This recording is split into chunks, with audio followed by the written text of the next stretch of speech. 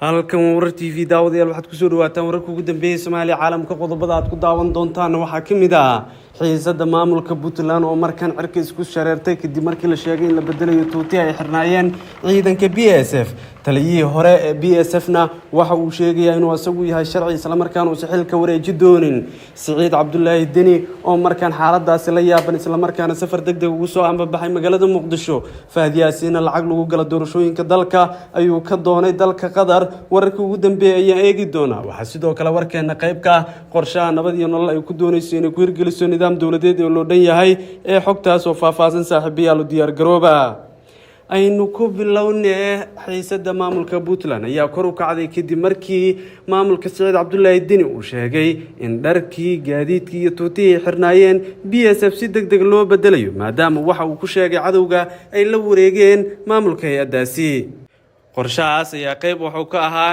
qorshe la doonayay sanadihii la soo dhaafay in lagu xoojiyo qaabka ay u shaqeeyaan BSF balse waxay cadawgu ugu yeereen maamulka Puntland oo ay BSF ula jeedaan macnaheedu uma muuqato kuwa wada shaqeyn kara ilwareedyo muhiim ah sidoo kale waxa laga soo xigtay in ay sii socdaan dadaalo wax ku ool oo lagu dhisayo qaabka iyo nidaamka maamul xilli dawladdu ay fahamsan tahay in laga wada shaqeeyo qorshahaas inay tahay qorshe muhiim ah oo lagu gaari karo dadaalka danaha dawladda federaalka Soomaaliya ay ku xaqiijinayso guulihii ugu dambeeyay iyadoo ilwareedyo muhiim ay fahamsan yihiin in wada shaqeynta hanaanka dawladda uu markan muhiim u yahay dalka iyo dawladda Soomaaliyeed waa in la yimaado qorshe muhiim ah taa oo dhisi kara jawiga dawladeed sidoo kale kor u qaadi kara shaqooyinka laga maarmaanka waa dalkan saacadihii ugu dambeeyay waxa kordhay shaqooyinka la doonay in kor loogu qaado tayada iyo kaabiyaasha dhaqaalaha hay'adda dawladda taasina waxa ay muujinaysaa in kor u qaadista qorshahaas ay muhiim u tahay hanaanka dawladda xilli dalku fahamsan yahay in shaqooyinka kor loo qaado inay muhiim u tahay xaaladda wadanka guud ahaan iyo qorshayaashii ugu dambeeyay wadanka sidaas oo ay tahay ilwareedyo muhiim ah ayaa xaqiijiyay in sii socon doonaan dadaaladaas lagu dhisay nidaamka dawladnimada intaasi waxa dheer in dawladda federaalka ay si walbaba kor u qaadi karto shaqooyinka laga maarmaanka waa dawladnimada iyadoo la fahamsan yahay shaqooyinka maanta la qabtay inay kor u qaadayaan kaabayaasha dhaqaalaha dalkan sidoo kale ay dhisayaan ajendayaasha laga maarmaanka waa dawladnimada Soomaaliya si loo gaaro qorshe isku xiran waxa sidoo kale muhiim ah in BSF si walba ay ugu guuldareysatay in ay markaasi xilka wareejido isla markaana waxa ay sheegtay inaysan ka marqaadi doonin rajiimka ama maamulka Saciid Cabdullaahi Deni iyadoo sidoo kale xaqiijisay inaysan marnaba taageeri doonin qorshayaal dhowr ah oo ay ku doonayaan in ay ku sii xoojiyaan hanaankaas haddana waxa sidoo kale soo baxaya dadaalo cusub oo taas la isku dayayo in xal looga gaaro agaasimaha cusub ee BSF General Amiin Cabdullaahi Xaaji ayaa booqday askar ku sugan buuraleyda galgalo ee gobolka Bari wuxuu intuu ku sugnaa buuraha galgalo waxa xaaladda ciidanka iyo sidoo kale duruufaha ay ku sugan yihiin waxa uu sheegay in loo baahan yahay in si degdeg ah wax loogu qabto isla markaana ay helaan kaalmo military iyo shaqo General Amiin madaxweynaha maamulka Puntland xilkaas uu magacaabay 24 bishii la soo dhaafay ayaa dress cusub iyo hub u qaybiyay ciidanka ku sugan galgala wuxuuna halkaas kula dardaarmay in waajibaadkooda si fiican u gutaan oo cadawga wax ugu yeeray la dagaalamaan maruu goobta ka hadlay ayuu sheegay jaraabin in la bedelay tuuti ciidanka BSF kadib markii sidoo uu sheegay kii hore uu gacanta u galay cadawga ma uusan sheegin cadawga waxa uu la jeedo balse waxa uu xusay in labada dress ee cusub uu yahay midka ay ciidanka BSF qaado doonaan ciidanka BSF ta Puntland waxay taageero ka heli jireen dawladda Mareykanka iyadoo loo tababaray la dagaalanka waxa loogu yeeray argagixisada wax badan ay qabteen sanadihii howlgalladu socday xiisada ka dhalatay isbedelka dhanka hoggaanka ayaa saameyn ku yeeshay ciidanka waxaana hadda boosaaso ka socda dadaalo labada dhinac badan oo ay ku lug leeyihiin hore hogaamiyaal si loo xaqiijiyo in ismarwaaga lagu soo dhameeyo wada hadal iyo nidaam la fahmi karo taasina qayb ay ka ahayd qorshayaashii ugu dambeeyay ee lagu xaqiijinayay hanaanka dawliga waxaana la fahamsan yahay inay kor u qaadi karto shaqooyinka laga maarmaanka waa dalkan iyadoo dawladdu si walbaba ay kor u qaaday kaabayaasha dhaqaalaha horumarinta dawladda sidoo kalena ay dhammaan dhinacyadu fahmi doonaan muhiimadda ay leedahay wada shaqeynta iyo sidoo kale wadajirka ummadeed ilwareedyo kale muhiim ah sidoo kale waxa laga soo xigtay in kor loo qaadi doono tayada hay'adaha dawladda si loo dhiso qorshayaal isku xiran waxa hanaankaasi uu taageeri doonaa qorshayaal dhowr oo lagu hagaajinayo ciidanka BSF tayadooda. waxaa sidoo kale muuqanaysa inay socdaan dadaalo dhowr ah oo kor loogu qaadayo shaqada iyo ciidanka. Puntland waxaa ku sugan hogaamiyaasha maamulka Puntland sida ay Cabdiraxmaan Farole, Cabduli Cali Gaas, ra'iisul wasaarihii hore ee Soomaaliya Cumar Cabdirashiid, kuwa oo kala hadlayay xiisadda BSF in la damiyo isla markaana la wareejiyo hubka iyo gaadiidka ciidamadaasi haystaan. waxaa la fahamsan yahay qorshahaas inuu ku soo dhawaan karo jawi nabadgelyo laguna abuuri karo dadaalo wax ku ool ah, xasilooni iyo nabadgelyo si loo gaaro dadaalo isku xiran. taasina muhiim ay u ahayd qorshaha dowladnimada waddankan. الوراadyo kale oo muhiim ah ayaa sidoo kale waxaa laga soo xigtay in la sii socodsiin doono dadaaladaas. taasina dhabaha ayay u xaari kartaa kaalinta dowladeed ee waddankan oo kor u qaadayo kaabayaasha dhaqaalaha in kor loogu qaado, sidoo kale lagu dhiso hay-adaha dowladda. waxaa sidoo kale la fahamsan yahay in shaqooyinka maanta la qabtay ay qayb ka yihiin qorshayaal dowladdu ay si walbaba ugu xaqiijinaysay guulaha ay tahay maanta in la hiigsado. waxaa intaasi dheer inay sii socdaan hanaanka laga wada shaqeynayo dowladnimada. taasina muhiim ay u ahayd dowladnimada federaalka iyo sidoo kale in la hagaajiyo shaqooyinka laga maarmaanka oo dalkan. BSF waa unug si gaar ah u tababaran isla markaana aad uga shaqeeyay dadaalada dowladnimada waddankaas. intaasi waxaa u dheeriyay inay sii socdaan ka wada shaqeynta danaha qaranka, horumarinta dadaalada nabadgelyada lagu doonayo, iyadoo ciidanka AMISOM ciidamada kale ee gobolka ay ka qayb qaadanayaan qaab kastoo nabadgelyo suurtagala looga heli karo gobolkaasi si loo dejiyo xaaladda. isfaham buuxa xaaladda oo la dejiyo ayaa u muhiima gobolkaas, waxaana dhinacyadu fahamsan yihiin in nabadgelyadu ay tahay qodobka ugu horeeya ee horumar lagu gaari karo. taasina waxay qayb ka ahayd dadaaladii ugu dambeeyey ee lagu doonayay in lagu hagaajiyo nabadgelyada. guddiyada doorashooyinka ayaa sidoo kale waxay ka qayb qaadanayaan hanaanka doorashooyinka, iyadoo Axmed Madoobe, Saciid Cabdullaahi Deni dhammaan ay soo gaareen magaalada caasimadda Muqdisho si uga qayb qaataan arrimaha wadahadalka doorashooyinka. isqancinta iyo isfahamka hanaanka doorashooyinka ayaa dhinacyada muhiim u ah, waana tan ugu horeysay dhinacyadu haatan doonayaan in kor loo qaado isla markaana laga wada shaqeeyo. guulaha dhanka doorashooyinka iyo isfahanada ayaa sidoo kale waxay dhammaystiri karaan dadaaladii ugu dambeeyey ee dalkani uu ku xaqiijinayay hanaanka ay tahay maanta in la hiigsado. ilowaraadyo muhiim ayaa sidoo kale waxaa laga soo xigtay in sii socoshada qorshayaashaas ay dhabaha u xaari karaan guul walba oo suurtagal ah si loo gaaro nidaam nabadgelyo oo loo dhan yahay. arrimahaasina waxay muhiim u yihiin xaaladda dalka. guulahaas ayaa sidoo kale waxay kor u qaadayaan damaca dowladda, waxayna qayb ka tahay dadaaladii ugu dambeeyey ee lagu xaqiijinayo guulaha iyo isfahamka, iyadoo la fahamsan yahay in dadaalada kor loogu qaadayo nabadgelyada ay qayb ka tahay hanaankii ugu dambeeyey ee dalku uu markaasi ku doonayay inuu ku dhiso hay-adaha dowladda. waxaa sidoo kale la fahamsan yahay in wada shaqeynta qorshahaas ay dhabaha u xaari karto isfahanadii ugu dambeeyey, iyadoo dowladdu si walbaba ay kor u qaaday dadaalada ay ku doonayso inay ku dhisto kaabayaasha dowladda. ilowaraadyo kale oo muhiim ayaa waxaa laga soo xigtay inay sii socon doonaan qorshaha dowladda, taa oo ah in shacabka kalsooni la siiyo. taasina waxay muhiim u tahay xaaladda waddanka guud ahaan gobolka. waxaa sidoo kale la fahamsan yahay in shaqooyinka socda ay yihiin kuwa dhabaha u xaari kara dadaalada dowladdu ay ku dhisayso qorshaheeda qaran. intaasi waxaa u dheeriya in dadaaladu ay yihiin kuwa aan markaasi marin habaabinayn shaqooyinka qaran. waxaa sidoo kale la fahamsan yahay in dadaalada socda ay yihiin kuwa dhabaha u xaari kara dadaal kasoo suurtagala si loo dhiso kaabayaasha dowladda. intaasi waxaa dheer inay socdaan dadaallo wax ku oola, taa oo lagu xaqiijinayo guulihii ugu dambeeyey. isfaham darrada ayaa sidoo kale hoos loo dhigi doonaa. taasina waxay kaalin ka qaadan doontaa qorshaha dowladdu ay ku xaqiijinayso isla dadaaladaas. isfahamka qorshayaasha socda ayaa qayb ka ah dadaaladii ugu dambeeyey ee dalku uu ku dhisayo hay-adaha dowladda. ciidanka qalabka sida qaybahooda kala duwan ayaa sidoo kale ka qayb qaadanaya isla dadaaladaas, taasoo la fahamsan yahay inay dalka gaarsiin karto xaalad nabadgelyo la isku halayn karo. haddii shirarkaasi sii socdaan waxay sidoo kale dhabaha u xaari doontaa dadaaladii ugu dambeeyey suurtagala si loo helo qorshe qaran oo la isku halayn karo. waa inoo muhiim dadka Soomaaliyeed iyo ummadaba in la sii gaaro qorshahaas. taasina waxay xoojin doontaa dadaaladii ugu dambeeyey ee dalku ugu dhisayo kaabayaasha dhaqaalaha hay-adaha dowladda. waxay sidoo kale muhiim u ahayd in la gaaro qorshe isfaham oo la isku halayn karo, waana muhiimadda dalkani uu ka leeyahay in dadaaladaas la sii xoojiyo, iyadoo ilowaraadyo muhiima laga soo xigtay inay sii socon karaan dadaalada lagu hagaajinayo hay-adaha dowladda.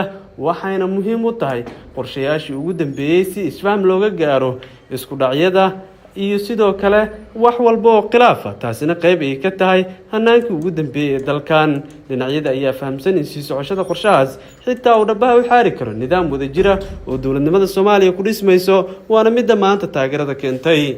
Guudaan daawadayaal intaasi waxaan ogaag warka Warar TV tan inta mar kale kulmeen waxaan kaga tegaynaa sidaa ay nabadgelyo. kulanti waxaan daawadayaal halkan waa dhaanka wararka kuna soo dhawaada wararkii ugu dambeeyay ee xaaladda dalka. qodobada aad warka ku daawan doontaan waxaa ka mid ah madaxweynaha Jabuuti Ismaaciil Cumar Geelle oo la ogaaday inuu ka dambeeyay khilaafka ra'iisul wasaare Roble iyo madaxweyne Maxamed Cabdullaahi Farmaajo. dowladaha kala shaqeeyay arrinkaas iyo danaha ay Soomaaliya ka leeyihiin xog ku saabsan ayaad warkan ku daawan doontaan. qodobada kale aad daawan doontaan waxaa ka mid ah saraakiisha ciidanka xoogga dalka Soomaaliyeed oo garab istaag u muujiyay madaxweyne Farmaajo iyagoo diiday in dalka dagaal sokeeyo uu ka dhaco. madaxweynaha Puntland Siciid Dani iyo hogaamiyaha Jubbaland Axmed Madoobe oo Muqdisho u yimid sii horinta khilaafka ra'iisul wasaare Roble iyo madaxweyne Maxamed Cabdullaahi Farmaajo. qodobadaas iyo wixii nagu soo kordha ayaad ku daawan doontaan warka kuna diyaar garooba qodobadaas oo faahfaahsan.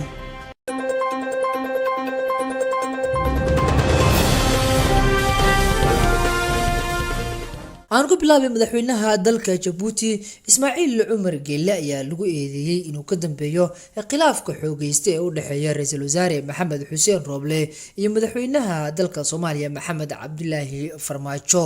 xogo hoose oo helay dhaanka wararka ayaa sheegaya in khilaafka Roble iyo Farmaajo uu ka soo bilowday dalka Jabuuti, halkaas oo dhawaan ay ku kulmeen ra'iisul wasaare Roble iyo madaxweynaha dalka Jabuuti Ismaaciil Cumar Geelle. shirka aragti wadaaga ee Heritage ayaa dhawaan lagu qabtay guriga ummadda oo ku yaala caasimadda Jabuuti ee Djibouti, waxaana halkaas isugu yimid madax kala duwan oo ugu weynaa ra'iisul wasaaraha xukuumadda xilgaarsiinta Maxamed Xuseen Roble oo shirkaas maalinkii gabagabada ahayd ka qayb galay soona xiray. laakiin waxaa jiray kulamo gaar ah oo ra'iisul wasaaraha intuu ku sugnaa dalka Jabuuti uu la yeeshay madaxda kala duwan ee dalka aan walaalanahay ee Jabuuti. kulankii ugu xasaasisanaa ayuu la qaatay Ismaaciil Cumar Geelle kaas oo ahaa kulan ilbaabada ay u xiran yihiin. madaxweyne Ismaaciil Cumar Geelle oo waqti badan ku fadhiya kursiga madaxweynenimo ee dalka Jabuuti ayaa ra'iisul wasaare Roble kala hadlay xaaladda dalka, gaar ahaan waxa uu meel gaaban ka tusay in ra'iisul wasaare Roble uu yahay hogaanka koowaad ee dalka Soomaaliya, madaxweyne Farmaajo uu yahay nin waqtigiisa dhamaaday oo kursiga iska fadhiya. waxaa la ogsoon yahay in isfaham darro ay ka dhex jirto madaxweyne Farmaajo iyo madaxweynaha dalka Jabuuti Ismaaciil Cumar Geelle, taas oo in dhawaalaba soo shaac bixisay. waxaana madaxweynaha dalka Jabuuti khilaafkii kala dhaxeeyay madaxweyne Farmaajo uu uga faa'iideystay kulankii uu la kulmay ra'iisul wasaare Roble, isagoona si hoose u fahamsiiyay in Farmaajo uusan waxba ahayn, Roblena isagu uu yahay ninka hogaaminaya dalka ayna tahay in amarkiisa uu ka shaqeeyo guud ahaanba dalka Soomaaliya iyo sida lagu hagayo doorashooyinka ka dhacaya Soomaaliya. sidoo kale xogta aan helnay waxa ay tibaaxaysaa wadamada kala shaqeeyay madaxweyne Geelle inuu khilaaf ka dhex abuuro ra'iisul wasaare Roble iyo madaxweyne Farmaajo. wadamada aan xogtooda helnay waxaa ka mid ah wadanka Kenya, kaas oo ka cabsi qaba awood ciidan iyo sidoo kale awoodda dal ahaaneed ee soo kobcaysa ee dalkeena Soomaaliya. waxaana markan dalka Kenya gaar ahaan madaxweyne Uhuru Kenyatta markii uu wax walba marsiin waayay madaxweyne Farmaajo oo markan u soo maraya madaxweynaha dalka Jabuuti Ismaaciil Cumar Geelle, isagoona arrintan hordhigi ah in khilaaf laga dhex abuuro madaxda ugu sarreysa ee dalka Soomaaliya. sidoo kale wadamo Masar uu ku jiro ayaa qayb ka ah wadamada soo abaabulay khilaafka ka dhaxeeya madaxweyne Farmaajo iyo ra'iisul wasaare Roble, kuwaas oo u soo wakiishay madaxweynaha dalka Jabuuti Ismaaciil Cumar Geelle oo khilaaf weyn ka dhex aloosay madaxweyne Farmaajo iyo ra'iisul wasaare Roble. danaha ugu weyn ay ka leeyihiin Kenya iyo sidoo kale dalalka kale ee aan xasiloonida nabadda iyo sidoo kale dhaqaale kobaca aan u ogoleen dalka Soomaaliya wuxuu yahay in Soomaaliya ay mar kale soo noqoto Soomaaliyadii la yaqaanay, waxayna doonayaan in mar kale ay ku celiyaan burbur, baaba iyo barakac iyo sidoo kale wixii dhacay sanadii 1991. laakiin suuragal ma ahan in waqtigan oo 2022 la galayo in ay ku guuleystaan damaca ay leeyihiin wadamada shisheeye ee cadow ku ah dalka Soomaaliya. ayaan ka soo xignay dadka sida weyn u falanqeeya siyaasadda Soomaaliya iyo guud ahaanba siyaasadda Geeska Afrika.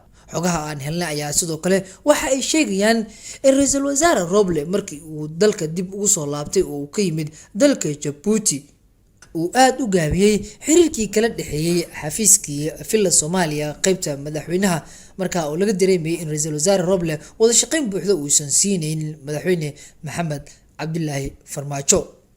xogaha ayaa sidoo kale waxa ay intaasi ku darayaan in madaxweyne Farmaajo uu dalbaday kulan ay ku wada fariisanayaan isaga iyo Roble si arrintaas ay uga xaajoodaan isagoo maanka ku hayay madaxweyne Farmaajo kulankii uu ku tagay ra-iisul wasaare Roble dalka Djibouti in ay dhibaatadan ka soo bilaabatay.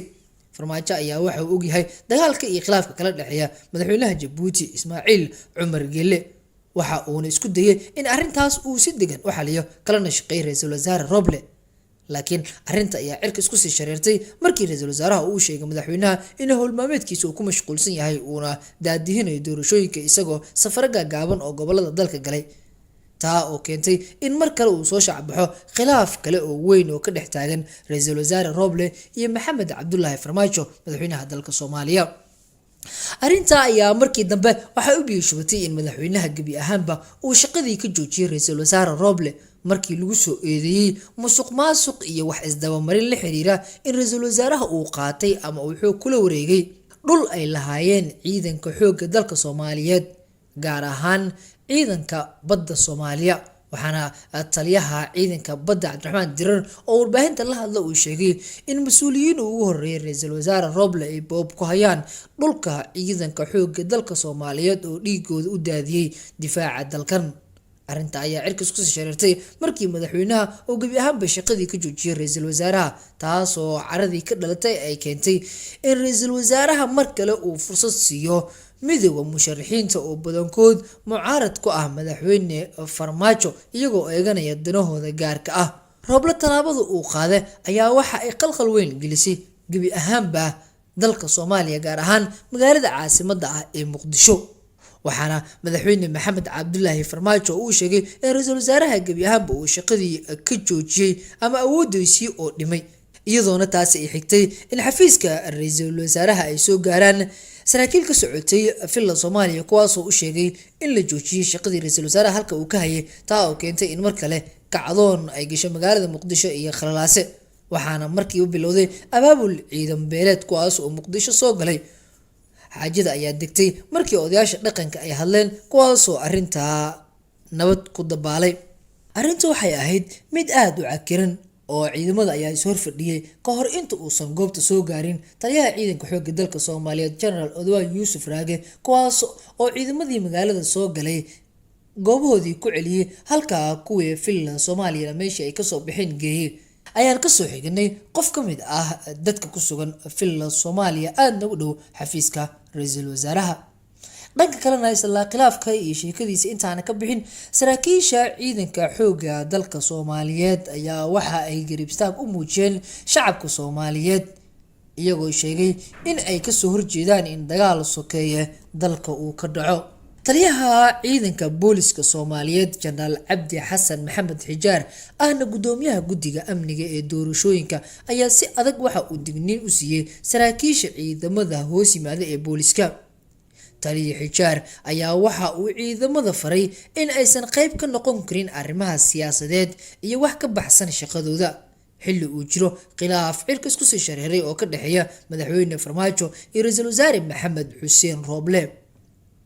waa in ciidanka booliska Soomaaliyeed aysan ku milmin siyaasadda oo ay shuqul ku lahayn meesha lagu hayo siyaasad waa inay qabsadaan shaqadoodii loo igmaday ee amniga qaranka ayuu yiri taliye Xijaar oo kulan aan caadi ahayn la yeeshay saraakiisha ciidamada booliska. mas-uuliyadeena koowaad waa inaan ilaalino amniga nafta maalka iyo sidoo kale badqabka shacabka Soomaaliyeed in aan fulino rabitaanka shacabka Soomaaliyeed iyo waxa ay xaq u leeyihiin. sidoo kale waa inaan dhowrnaa odayga waayeelka ah hooyada wiilka yar iyo midka bajaajka ku shaqaysanaya ee magaalada Maray ayuu yiri taliye Xijaar oo la hadlayay ama kulan la yeeshay saraakiisha ciidanka booliska. sidoo kale waxa uu sheegay in ciidamada booliska Soomaaliyeed ay hortaalo shaqo aad u adag oo baaxad weyn taas oo la xiriirta amniga doorashooyinka dalka oo isaguba uu gudoomiye u yahay guddiga amniga ee ka shaqeynaya doorashooyinka. waxaa mas-uuliyadeen ay tahay ka shaqaynta amniga doorashooyinka. waxaan mas-uul ka nahay musharaxiinta, ergada wax dooranaya, shaqaalaha iyo dadka loo igmaday in ay daadiyaan hab u socodka doorashada, ayuu yiri taliye xijaar oo digniin siinaya taliyaasha booliska isagoo u sheegay in aysan gelin wax aan shaqadooda ahayn, sidoo kalena aan qabiil ahaan loogu habarwacan karin oo si qabiil ah aysan u shaqaynin. dhawaan ay ahayd marka taliyaha ciidanka xoogga dalka Soomaaliyeed General Odawa Yuusuf Raage uu digniin siiyay ciidanka xoogga dalka Soomaaliyeed gaar ahaan kuwa militariga, isagoo sheegay in loo baahan yahay in ay qabtaan waajibaadka ay u dhaarteen dalkana aysan mar kale ku celin dagaal sokeeye. markii khilaaf uu ka bilowdo madaxda sare gaar ahaan ra'iisul wasaaraha iyo madaxweynaha, waxaa inta badan dhacdo in siyaasiyiinta qaar ay ka dhex faa'iideystaan iyagoona inta badan u yeerta saraakiisha ay isku beesh yihiin si dagaal uga dhaco magaalada Muqdisho. ugu dambeyntiina madaxweynaha Puntland Siciid Dani iyo madaxweynaha Jubbaland Axmed Madoobe ayaa Muqdisho soo gaaray. dad fara badan ayaa su'aal ka keenay sida degdeg ah ay ku yimaadeen Axmed Madoobe iyo Dani Muqdisho, iyadoo la og yahay in Muqdisho lagu cilaamiyay laba shir oo iska soo horjeeda, kuwaas oo ay kala cilaamiyeen ra'iisul wasaare Roble iyo sidoo kale madaxweyne Farmaajo.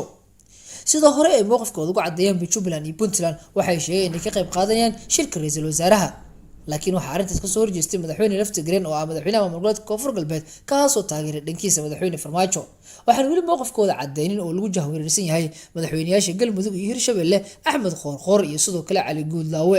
xogo hoose oo helay dhanka wararka waxa ay tibaaxayaan in Axmed Madoobe iyo Dani ay ka shaqeynayaan sidii ay basiin ugu sii shubi lahaayeen dabka ka dhex taagan madaxweyne Farmaajo iyo ra'iisul wasaare Roble, iyagoo uga faa'iideysanaya xaaladda cakiran ee waqtigan uu ku jiro guud ahaan dalka Soomaaliya gaar ahaan magaalada Muqdisho. Dani iyo Axmed Madoobe ayaa la digay markiiba mucaaradka madaxweyne Farmaajo iyo sidoo kale midowga musharaxiinta, iyagoo halkaasi kala xaajooday xaaladda dalka iyo sida wax looga qaban karo. sida muuqata Dani iyo Axmed Madoobe waxay ka soo horjeedaan madaxweyne Farmaajo, waxayna arrintaas uga faa'iideysanayaan ra'iisul wasaare Roble oo markan u dabcay dhanka mucaaradka. haddaba waan arki doonaa shirarka isdiidan ee Muqdisho maalmaha soo socda lagu madalsan yahay in ay ka dhacaan iyo sida uu xaalka noqdo. halkan aad kala socon doontaa wixii ku soo kordha wararka la xiriira khilaafka Roble iyo Farmaajo iyo sidoo kale guud ahaanba xaaladda dalka Soomaaliya iyo akhbaaraadka caalamka. halkan waa dhanka wararka, haddii aad nagu cusub tahay rukumo oo subscribe saaray sidoo kalena gambalelka from Hasanid.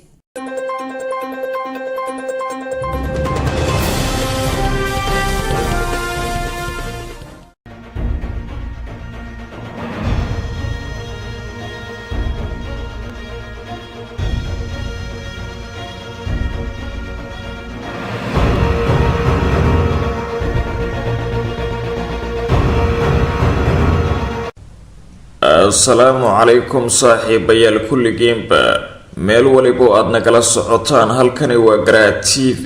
qodobada aad xilligani daawan doontaanna waxaa ka mid ah golaha wasiirada ee dowladda Soomaaliya oo si wadajir ah u cambaareeyay isku dayga afgambi ee dhawaan lagu sameeyay xafiiska ra'iisul wasaaraha, si buuxdana u garab istaagay Maxamed Xuseen Roble. shirka golaha wadatashiga qaran oo ka furmaya magaalada Muqdisho iyo madaxweynaha Koonfur Galbeed Laftigreen oo lagu qasbay inuu ka qayb galo xilli uu dhawaan shaaciyay inuusan xaadiri doonin. hay-adda nabad sugidda iyo sirdoonka qaranka Soomaaliyeed ee NISA oo digniin ka soo saadhay xiisada ka taagan magaalada Muqdisho ee u dhaxaysa madaxweyne Farmaajo iyo ra'iisul wasaare Roble.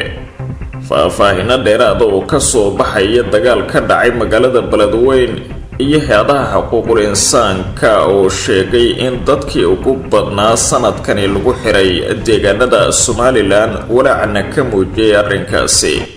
qodobadaasi iyo kuwa kale ayaa daawan doontaan haddii rabbiga weyne raalli ka noqday. diyaar garooba saaxiibayaal.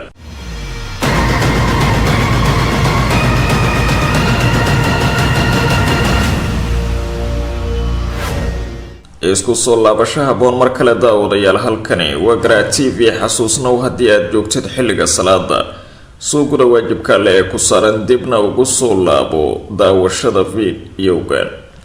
aan ku bilaabay sidii horudhaca aad daawateen, golaha wasiirada ee dowladda Soomaaliya ayaa si wadajir ah u garab istaagay ra'iisul wasaare Maxamed Xuseen Roble, kaasi oo xilligani dagaal siyaasadeed uu kala dhexeeyo madaxweynaha jamhuuriyadda federaalk ee Soomaaliya Maxamed Cabdullaahi Farmaajo. shirka golaha wasiirada dowladda Soomaaliya oo uu shir gudoomiyay ra'iisul wasaare Maxamed Xuseen Rooble ayaa si adag loogu cabaareeyay isku dayga inqilaabkii fashilmay ee 27kii bishan lagu qaaday xafiiska ra'iisul wasaaraha Jamhuuriyadda Federaalka ee Soomaaliya kaasi oo la doonayay in loogu hor istaago inuu halkaasi galo ra'iisul wasaaraha. waxay si wadajir ah u muujiyeen wasiiradu sida ay uga xun yihiin falkaasi oo sida la fahansan yahay uu amarkiisa lahaa madaxweyne Maxamed Cabdullaahi Farmaajo kadib khilaaf xooggan oo soo kala dhex galay isaga iyo ra'iisul wasaaraha. shirka golaha wasiirada oo ahaa midkii ugu horeeyay tan iyo markii uu madaxweyne Maxamed Cabdullaahi Farmaajo isku dayay inuu awood ciidan ku qabsado xafiiska ra'iisul wasaaraha ayaa sidoo kale waxaa lagu taageeray shirka madasha wadatashiga qaran ee looga arinsanayo howlaha doorashooyinka kaasi oo dhawaan cilaamiyay ra'iisul wasaare Maxamed Xuseen Rooble.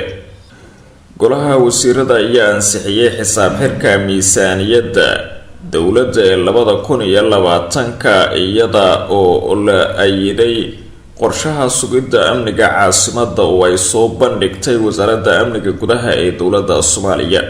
qorshahaasi ayaa faraya in la sameeyo ciidan isku dhaf oo ka kooban qaybaha kala duwan ee ciidamada qalabka sida si ay uga wada qayb noqdaan kor u qaadista amniga caasimadda Soomaaliya ee Muqdisho. sidoo kale waxaa looga hadlay shirka golaha wasiirada ee Soomaaliya arrimaha abaaraha iyo xanuunka COVID-19 oo mar kale kusoo laba kacleeyay wadanka. wasiirka wasaaradda warfaafinta ee dowladda Soomaaliya Cusmaan Abuukar Dube oo akhriyay waxyaabaha looga wada hadlay shirkaasi wixii ka soo baxay ayaa sheegay in ugu horeyn golaha wasiirada ee dowladda Soomaaliya ay si kulul u cambaareynayaan isku daygii afgambi ee 27kii bishani lagu sameeyay xafiiska ra'iisul wasaaraha Soomaaliya ee filada kaasi oo ahaa isku day la doonayay in lagu hor istaago shaqada ra'iisul wasaaraha. wasiirka wasaaradda warfaafinta ayaa sheegay in wasiiradu ay dhammaantoodba ka xun yihiin isku daygaasi oo ahaa mid aad u fool xun. Cusmaan Abuukar Dube ayaa sidoo kale sheegay in golaha wasiiradu ay isku raaceen in la garab istaago dadaalada ra'iisul wasaare Maxamed Xuseen Rooble ee la xiriira hanaanka doorashooyinka wadanka iyo shirkii madasha wadatashiga qaran ee uu ku baaqay ra'iisul wasaaraha. waxa uu sheegay inay wasiiradu taageerayaan dadaalada Rooble ee la xiriira arrimaha doorashooyinka isla markaana ay ku gacan siinayaan sidoo kalena ay wasiiradu rajeynayaan in uu guul ku soo dhamaado shirka wadatashiga qaran ee uu cilaamiyay ra'iisul wasaaraha si looga arinsado hanaanka doorashooyinka ee wadanka. Cusmaan Abuukar Dube ayaa waxa uu sheegay in sidoo kale shirka lagu falanqeeyay qorshaha sugidda amniga caasimadda oo uu tilmaamay inuu markaasi la meel mariyay ama la adkeeyay qorshe horey loo ansixiyay oo ahaa guddiga isku dhafka ciidamada ee sugidda amniga caasimadda wadanka. ugu dambeyntii waxaa looga mahad celiyay taageerada xukuumadda ee beesha caalamka iyo hogaaminta ra'iisul wasaaraha ee doorashooyinka iyo shirka golaha wadatashiga qaran ee uu kor hore ku dhawaaqay ra'iisul wasaare Maxamed Xuseen Rooble. dhinaca kalena ra'iisul wasaare Maxamed Xuseen Rooble ayaa magacaabaya guddi baaritaan dhaba ku sameeya ciddii ku lugta lahayd afgambigii fashilmay ee 27kii bishan lagu qaaday hay-adaha dastuuriga ah ee wadanka. afhayeenka xukuumadda Maxamed Ibraahim Macalimo ayaa waxa uu sheegay in shirka golaha wasiirada uu shir gudoomiyay ra'iisul wasaare Maxamed Xuseen Rooble in la isku raacay magacaabista guddigaasi oo ka koobnaan doona 5 xubnood. guddiga ayaa baaris dhammaystiran ku sameynaya sidii ay wax u dhaceen xilli uu dhawaan ra'iisul wasaaruhu wacad ku maray in uu sharciga la tiigsan doono cid kasta oo ka dambeysay falkaasi. 27kii bishan ayay ahayd markii ciidamo la duldhigay xafiiska ra'iisul wasaaraha iyo xarunta golaha wasiirada isku daygaasi oo markii dambe fashilmay iyada oo sida la fahansan yahay amarkaasi uu ahaa mid ka soo baxay madaxweyne Maxamed Cabdullaahi Farmaajo. kadib afgambigii fashilmay ra'iisul wasaare Maxamed Xuseen Rooble ayaa waxa uu dhammaan ciidamada kala duwan ee dowladda ku amray inay isaga ka amar qaataan waxaana uu ku hanjabay inuu tallaabo adag ka qaadi doono ciddii amarkiisa ka hortimaada. Roble ayaa xilligani haysta kalsoonida socodsiinta arrimaha doorashooyinka, waxaana dhowaan furmaya shirka golaha wadatashiga qaran si loogu saxo qaladaadkii ka jiray doorashooyinka golaha shacabka oo si weyn ay uga horyimaadeen mucaaridka. Tallaabadan ay qaadeen golaha wasiirada ee dowladda Soomaaliya ayaa dhabarjab ku noqonaysa madaxweyne Maxamed Cabdullaahi Farmaajo, maadaama wasiirada ay ku jireen qaar markaasi loo arkayay inay ka agdhow yihiin madaxweyne Maxamed Cabdullaahi Farmaajo. Tani iyo xilligani ka dhigan inay dhammaantoodba garab taagan yihiin ra'iisul wasaaraha.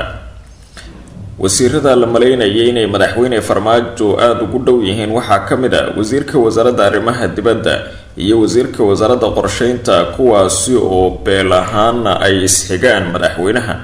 hase yeeshee waxay qayb ka ahaayeen tallaabadani sida wadajirka loogu cambaareeyay isku dayga afgambi ee madaxweynaha, sidoo kalena lagu taageeray shirka golaha wadatashiga qaran ee uu ka horyimid madaxweyne Farmaajo.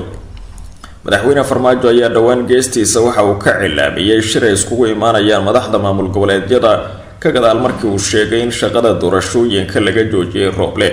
waa hagaag saaxiibayaal, waxaa magaalada Muqdisho ku sugan inta badan madaxda maamul goboleedyada oo u yimid inay ka wada qayb galaan shirkii uu kor hore cilaamiyay ra'iisul wasaaraha Jamhuuriyadda Federaalka ee Soomaaliya Maxamed Xuseen Roble ee madasha wadatashiga qaran.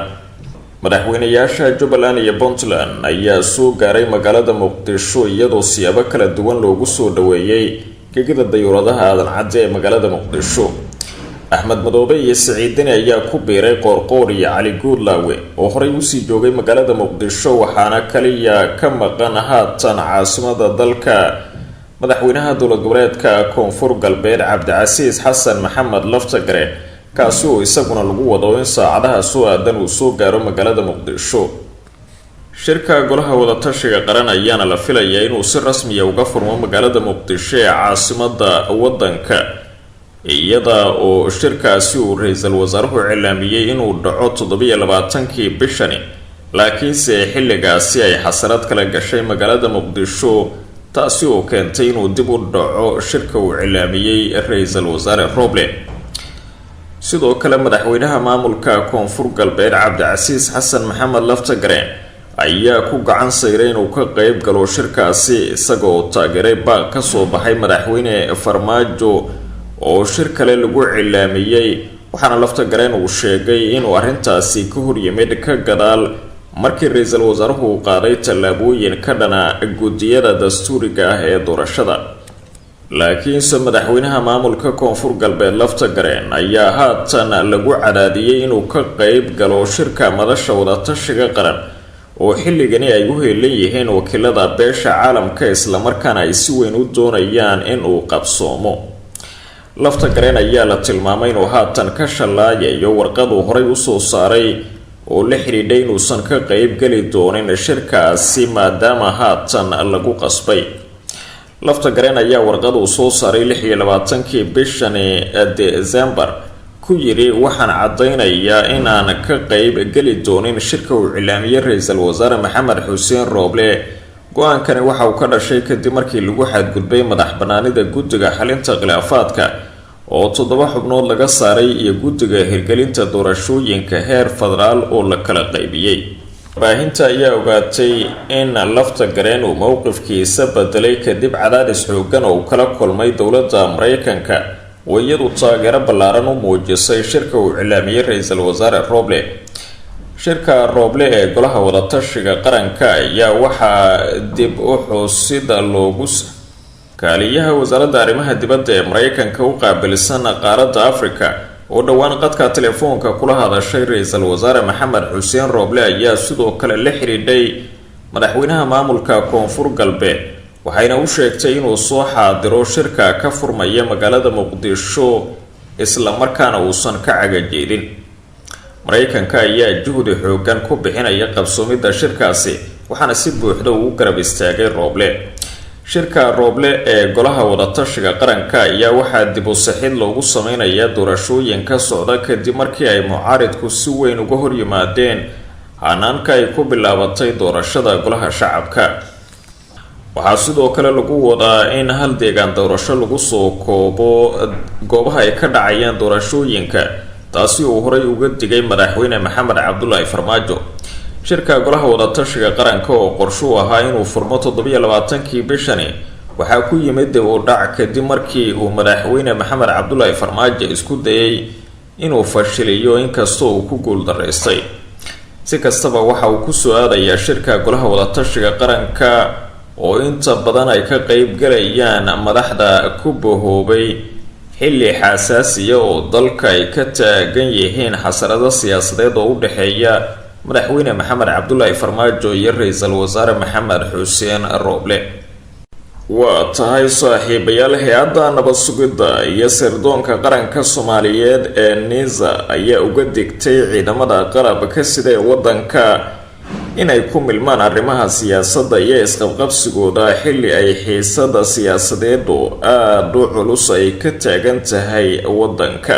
qoraal kooban oo NISA ay soo dhigtay Twitterka ayaa lagu yiri taliska NISA waxa uu ku howlan yahay sugidda amniga guud ee dalka, waxaana uu ka digayaa ku milanka siyaasadda ee ciidamada qalabka sida iyo in la siyaasadeeyo waajibaadka ciidamada.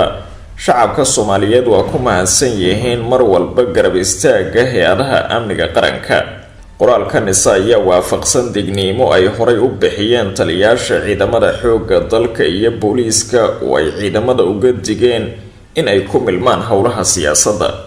magaalada Muqdisho waxaa hadda ka taagan cabsi la xidhiidha inuu dagaal ka dhici karo iyada oo ciidamada badbaado qaran ay diyaar u yihiin inay difaacaan ra-iisul wasaare maxamed xuseen rooble oo farmaajo maalinimadii 27kii bisha isku dayay inuu awood ku qabsado xafiiskiisa filla Soomaaliya.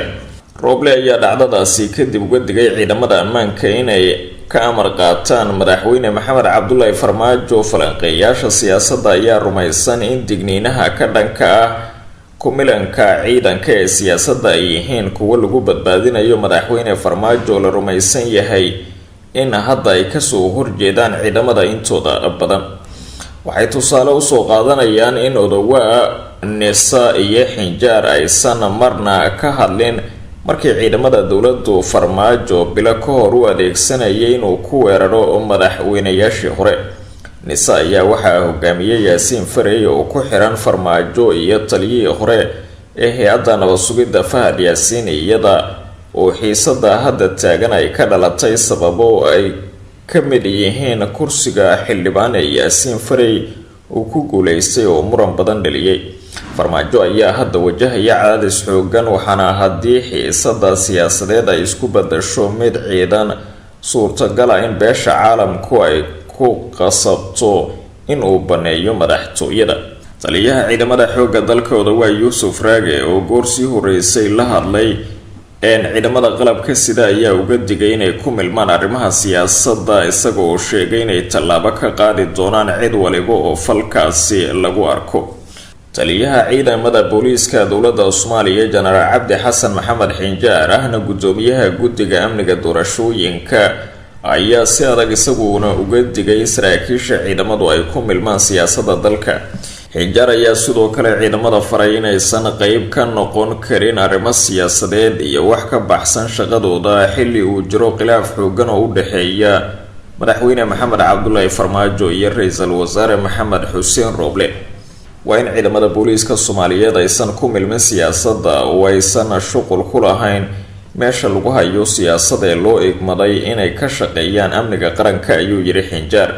mas-uuliyadeena koobaad waa in aan ilaalino amniga nafta maalka shacbiga Soomaaliyeed, in aan fulino rabitaanka shacabka Soomaaliyeed iyo waxay xaq u leeyihiin. sidoo kale waa inaan dhowrno odayga waayeelka ah, wiilka yar iyo midka bajaajta ku shaqaysta. sidoo kale waxa uu sheegay in ciidamada booliiska Soomaaliyeed ay hortaalo shaqo baaxad weyn leh oo ay qayb ka tahay amniga doorashooyinka ka dhacaya maamul goboleedyada iyo gobolka Banaadir. waxaan mas-uul ka nahay doorashooyinka iyo amnigooda, waxaan mas-uul ka nahay murashaxiinta ergada wax dooranaysa, shaqaalaha iyo dadka loo igmaday inay doorashada daadihiyaan iyo qalabka meesha yaala, ayuu sheegay taliyaha ciidamada booliiska dowladda Soomaaliya oo aada ugu dhow madaxweyne farmaajo. waxa uu intaasi kusii daray inay lagama maarmaan tahay in amniga guud ee dalka laga wada shaqeeyo islamarkaana ay saraakiisha ciidamada xoogga saaraan sidii si nabdoon dalku uga gudbi lahaa xaalada taagan. waxaa shacbiga Soomaaliyeed la socodsiinayaa in ciidamadu ay diyaar u yihiin in dareenkooda ay ku shaqeeyaan oo ay gacan ka siiyaan waqti kasta oo ay u soo jeedaan sugidda amnigooda. waa tahay wararka ayaan ku siqayay wararka naga soo gaaraya magaalada Beledweyne ee xarunta gobolka Hiiraan ayaa sheegaya in uu dagaal xoogan ka qarxay iyadoo dhawaan la ogolaaday in magaaladaasi uu tago madaxweynaha Hirshabelle Cali Guudlaawe. magaalada gudaheeda ayaa waxaa laga maqlay rasaas xoogan iyo hubka noocyadiisa kala duwan, waxaana lagu soo waramay dagaalku u dhaxeeyo mid ka mid ah saraakiishii hogaaminaysay ciidanka badbaadada Hiiraan iyo ciidamo taabacsan maamulka Hirshabelle. wararka ayaa intaasi kusii daraya inuu jiro khasaare kala duwan oo ka dhashay dagaalkaasi oo qaarkood uu gaaray dad shacaba oo aan ka fogeyn goobta uu dagaalku ka dhacay, gaar ahaan xaafadda Kooshin ee magaalada Beledweyne. sargaalka hogaaminaya ciidanka badbaadada Hiiraan oo lagu magacaabo Nuur Dheere ayaa horay uga mid ahaa saraakiil ka hor istaagay Cali Guudlaawe safar u qorshaysnaa inuu ku tago magaalada Beledweyne. dagaalka ayaa waxa uu kusoo aadayaa xilli dhowaan waxgaradka duubabka iyo odayaasha dhaqanka beelaha degan gobolka Hiiraan oo ku shiray magaalada Muqdisho ay sheegeen in madaxweyne Cali Guudlaawe uu tagi doono gobolka Hiiraan oo sida ay sheegeen aan ciidina ka hor istaagi doonin. sidoo kale waxgaradka ayaa waxay madaxweyne ku-xigeenka maamulka Hirshabelle Yuusuf Dabageed ka dalbadeen inuu raaligelin ka bixiyo hadalkii ahaa in doorashada xildhibaanada ee ka dhacaysa magaalada Beledweyne uu kusoo bixi doono qofkii ay iyagu rabaan. qorshaha tagista Cali Guudlaawe ee Beledweyne ayaa mar kale wajahaya caqabad weyn iyada oo odayaasha dhaqanka beelaha degan gobolka Hiiraan ay sheegeen inuu tagi doono xilli aan weli si rasmiya loo dhammaynin xiisada u dhaxaysa dadka gobolkaasi iyo madaxweyne Cali Guudlaawe. waa tahay warbixin sanadle ah oo ay soo saarto hay-adda xuquuqul insaanka ee fadhigeedu uu yahay magaalada Hargeysa ayaa lagu sheegay in sanadkan sii dhamaanaya 2021 uu ahaa sanadkii dadkii ugu badnaa lagu xiray Somaliland laguna caburiyay fikirkooda. warbixinta xarunta HRZ oo soo baxday ayaa lagu sheegay in sanadkani oo kaliya Somaliland lagu xiray 114 qof, kuwaasi oo iskugu jira suxufiyiin, suugaan yahano iyo dad kale oo shacaba oo loo xiray fikirkooda. warbixinta oo sidoo kale lagu xusay in ay jiraan tacadiyo haweenka qaar loo geystay ayaa iyadoo dhammaystiran u qornayd. sidani xarunta xuquuqul insaanka madaxa bannaan ee Somaliland waxay soo saartay warbixinteedii xuquuqul insaanka ee sanadka 2021.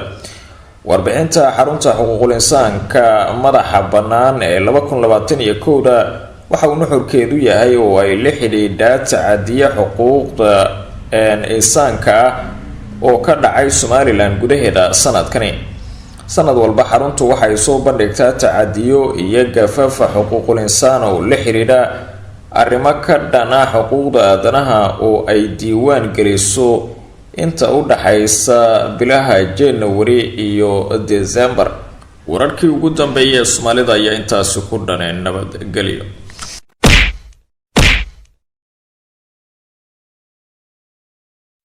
bismillaahi raxmaani raxiim. assalaamu calaykum waraxmatullaahi wabarakaatu. kulan wacan oo wanaagsan saaxiibayaal, halkani waa Qiime TV. meel kastoo aad joogtaan iyo si kastoo aad nool maqlaysaan, kusoo dhawaada wararkeena maanta. qodobada aad ku maqli doontaan haddii aan la qadaro waxaa ka mid ah dibadbax ballaaran oo lagu taageerayo madaxweyne Farmaajo oo ka dhacaya degmooyinka gobolka Banaadir, xilli 17 degmo ee gobolka Banaadir ay isugu soo baxeen dad aad u tiro badan oo taageersan madaxweyne Farmaajo. shacabka Soomaaliyeed ayaa waxa ay garab weyn siinayaan dowladda Soomaaliya, waxayna si cad uga soo horjeedaan in markaa ra'iisul wasaaruhu uu qabiileeyo qaabka nidaamka doorashooyinka iyo qaabka wax u socdaan.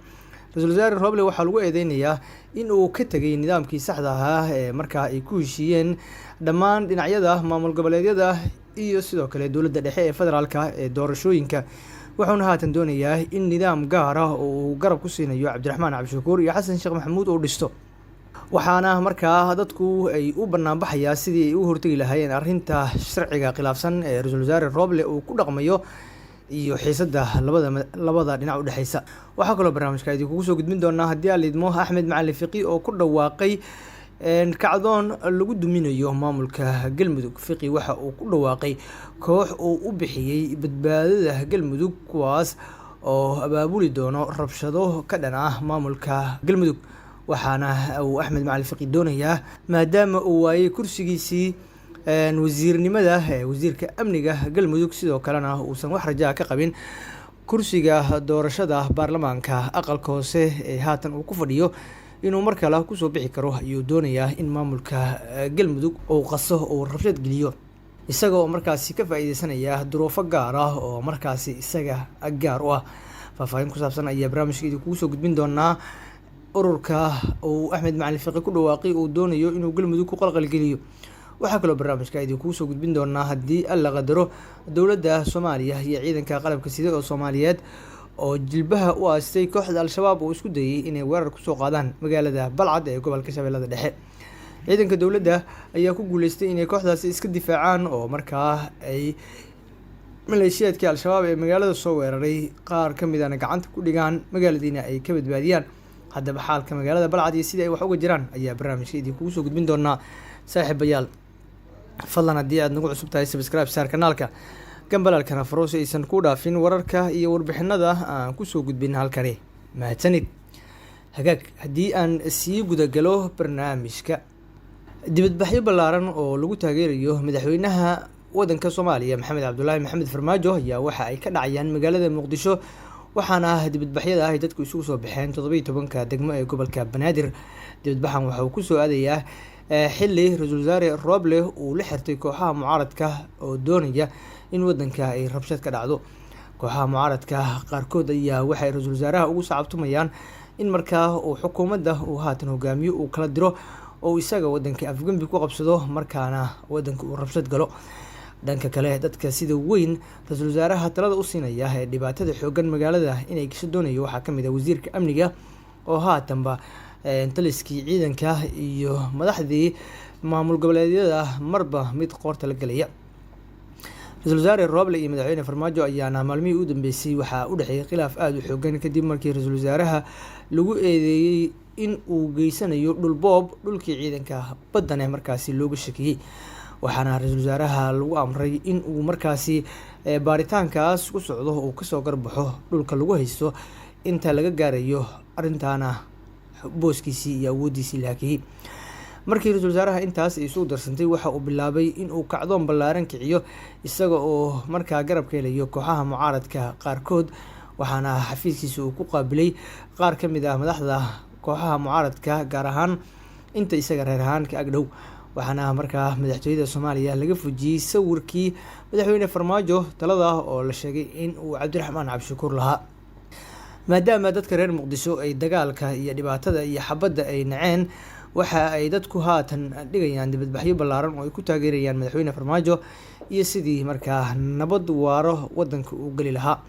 marka loo fiiriyo qaabka ay u dhaqmayaan saaxiibada iyo dadka ka agdhow Ra'iisul Wasaare Roble waxa ay u muuqataa in dagaal uu dhici karo maadaama badankooda ay isku dayayaan in markaasi ay awood geliyaan meesha oo ciidamo maleeshiyada ay keenaan. taliska ciidanka xoogga dalka Soomaaliyeed ayaana arintaasi uga digay wasiirka amniga iyo qaar ka mid ah wasiirada kale ee markaa ka faa'iideysanaya awoodooda xilka ay ku hayaan wadankana qaska gelinaya. dadka isku soo baxa sameeyay qaarkood ayaa waxa ay markaasi ka dalbanayeen Ra'iisul Wasaare Roble in uu qaato nabadda uu joojiyo colaadda ay horinayaan isaga iyo saaxiibadiis. marka loo fiiriyo qaab dhaqanka wasiirka amniga waxaa loo arkaa in uu markaasi doonayo in wadanku uu dagaal ka dhaco si uu uga faa'iideysto.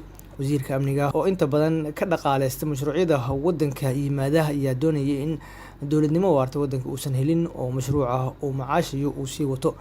taana waxa ay keenaysaa in uu ka faa'iideysto rabshada jirta. wasiirka tillaabooyinka uu qaaday waxaa ka mid ah in uu markaasi taliska nabad sugidda Soomaaliya amar uu ku siiyay in ay ka warbixiyaan Mukhtaar Robow oo markaa loo arkay inuu xabsiga kasii deyn karo. wasiirku sababta uu sidaas u sameynaya waxay ahayd inuu ku xumeeyo maamulka Koonfur Galbeed oo markii khilaafku soo baxay la saftay madaxweyne Farmaajo.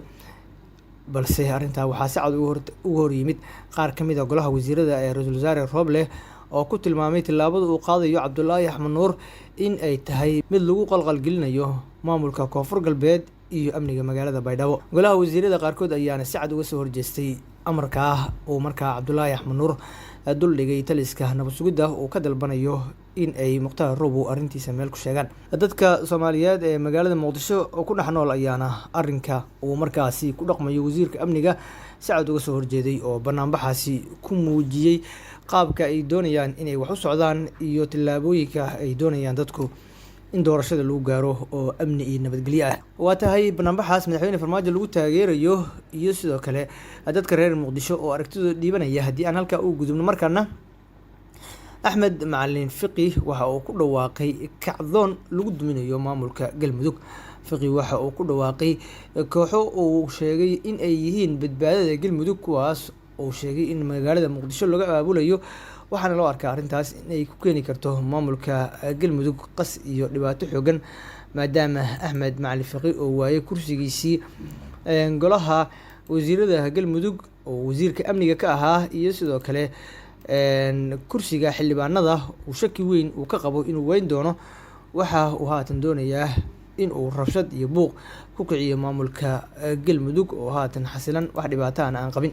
Marka loo fiiriyo hadallada aadka u weyn ee Axmed Macalin Fiqi uu markaasi baraha bulshada soo marsiinayo, waxaa loo arkaa inay tahay arrintaas mid mushkilad ku keeni karta habsami socodka iyo nidaamka maamulka Galmudug, balse waxaa si cad arrintaas uga hortagaya oo war weyn ka haya madaxweynaha maamulka Galmudug oo sheegay in maamulkiisa uusan u dulqaadan karin tillaab kasta oo markaasi lagu dhibaateynayo ama lagu duminayo.